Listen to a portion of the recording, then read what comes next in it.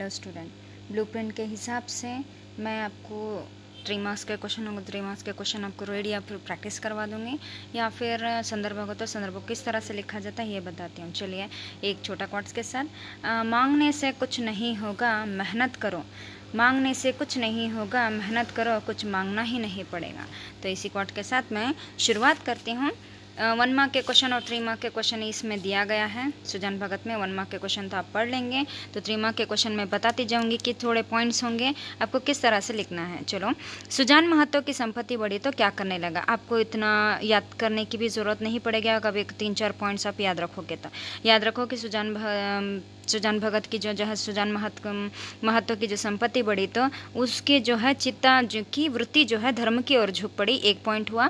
दूसरा, साधु संतों का आदर सत्कार करने लगा, दूसरा पॉइंट। उसने गांव में पक्का कुआं बनवाया था, 3, और ब्रह्मभोज भी करवाया था, पूरे गांव वालों को न्योता भी दिया था। और गाया यात्री के गांव आकर जब ठहरे तो उन्होंने ब्रह्मभोज करवाया था, यज्ञ, और वो भी गाया जाकर आए। आने के बाद यज्ञ और ब्रह्मभोज भी करवाया था। सुजान भगत में एक चौपाला जो बनवाया था, वहाँ पे आके अफसर भी ठहरा करते थे।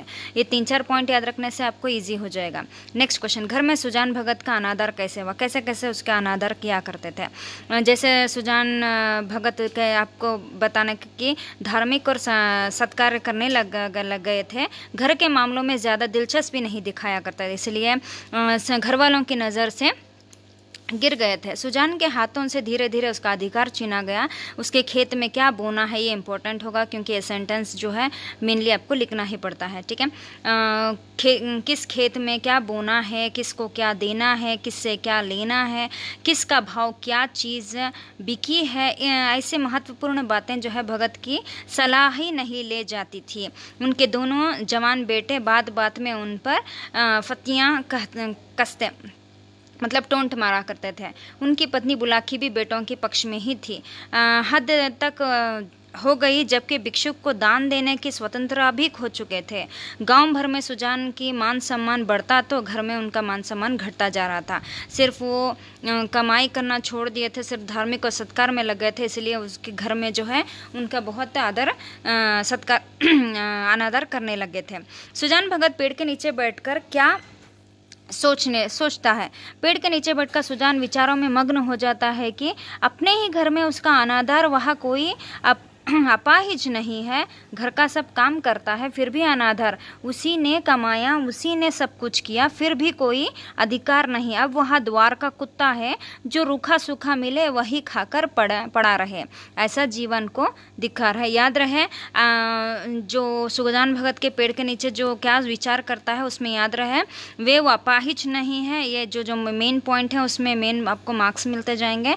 और उसके साथ साथ उसी ने कमाया, उसी ने सब कुछ किया, फिर भी उसको कोई अधिकार नहीं दे रहा है, और वो तो ऐसा लग रहा है कि वो द्वार का कुत्ता हो चुका है, जो रूखा सूखा मिले वो खाकर पड़ा रहे, ऐसा जीवन को दिखाता है। तो यहाँ पे बैठ कर ऐसे सोचता है। नेक्स्ट, सुजान भगत को सबसे अधिक क्रोध बुलाकी पर क्यों है, ये ज़्यादातर पूछने वाला सवाल है। याद रहे, थोड़े पॉइंट्स आपको बोलती जाऊँगी तो आपको याद में रखना है। सुजान को सबसे अधिक क्रोध बुलाकी पर क्यों आता है, क्योंकि अपने बेटों को वह कुछ भी कहती नहीं, वह भी उन्हीं के साथ देती है। रात दिन मेहनत करके पसीना बहाया, गर्मी सर्दी सब कुछ, याद रहे गर्मी सर्दी सब कुछ, पर आज भीख तक देने का अधिकार उसे नहीं है। बुलाकी ने उसकी अभी तक कमाई खाई थी, पर आज उसका ही विरोध कर रही है। अब बुलाकी के बेटे प्यारे हैं, वह तो निकट्टू है। आज बुलाकी के बेटे हैं और वह उसकी माँ है। सुजान तो बाहर का आदमी है। यहाँ पे अपने आप को देखते हुए बुलाकी को सब कुछ पता था, उसने कितनी मेहनत की थी, ना बारिश देखा, ना धूप देखा, ना छाँव देखा, सब कुछ, इतना सब कुछ होने के बाद भी मेहनत करके सब कुछ कमाता है। मगर जैसे ही वो सब कुछ छोड़ता है तो उसने जो है अपने बेटों के साथ साथ बुलाकी भी उनके बेटों के साथ हो जाती है और सुजान को ही निकट्टू साबित करना लग जाता है। तो इसी वजह से सुजान को बुलाकी पर बहुत क्रोध आता है, क्योंकि उसको पता था कि वो सब बहुत मेहनत से कमाया हुआ था, मगर आज सिर्फ बैठ जाने की वजह से उसका अनादर कर रहे हैं। नेक्स्ट, चैत का महीना का खाली हाथों में सतयुग के राजा का वर्णन कीजिए। यहाँ पे क्वेश्चन दिया गया, ज़्यादा पूछा नहीं जाएगा, फिर भी अगर होगा तो आप रिवाइज कर लीजिए। चैत का महीना था, खलिहानों में सतयुग का राजा था, जगह जगह अनाज का ढेर लगे हुए थे, यही किसानों का सफल जीवन है। जब गर्व से उनका हृदय फूलता है, सुजान अनाज भरकर देता है और बेटे अंदर रख आते हैं। कितने ही भाट और भिक्षुक भगत उसे घेरे रहते हैं। उनमें भिक्षुक भी था जो 8 महीने पहले भगत के द्वार से निराश लौटा था, लेकिन आज खूब सारा अनाज देकर उसे विदा किया।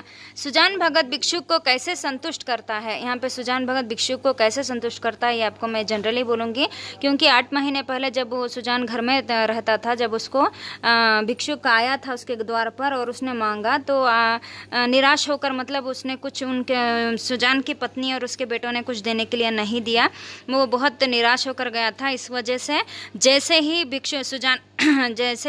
सुजान जो है फिर से काम करना लग जाता है, उसके बाद जो है भिक्षु सुजान से कहता है कि कितना अपने हाथ से उठाकर दे देंगे उतना ही लूँगा। यहाँ पे कहता है, सुजान कहता है कि तुम जितना चाहिए उतना ले लो, मगर भिक्षु कहता नहीं, आप जितना देंगे मैं उतना ही लूँगा। फिर भी सुजान कहता है कि तुम्हारे हाथ से जितना उठे सकेगा उतना तुम ले लो।